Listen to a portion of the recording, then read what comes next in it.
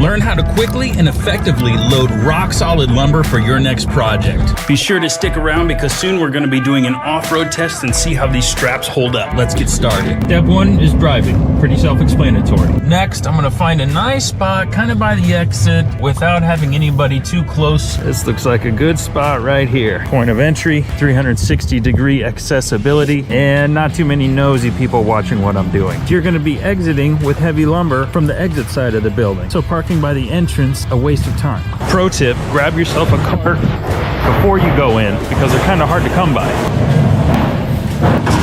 I got this type of upright cart. The flatbeds, everything gets kind of wonky and slides around. These I like because they lock in your lumber perfectly. Loading lumber should be quick, painless, and kind of fun. I watch people in the parking lot of Home Depot constantly trying to strap down lumber with bungee cords and ratchet straps and ropes and the kitchen sink.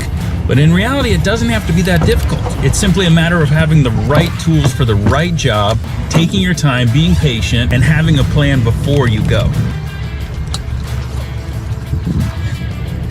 Now, all I have to do is take my 2 torque straps, hook them around the lumber so it can't go side to side, down into an anchor point, and I'm done. Observe.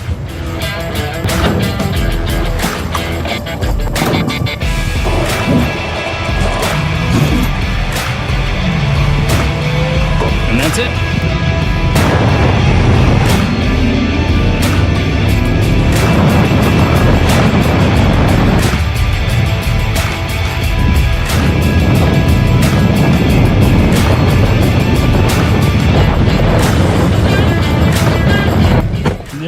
Folks, that's how the CEO of a cargo strap company picks up lumber. No ratcheting, no snapping, no tangles, and we got it done in 10 minutes.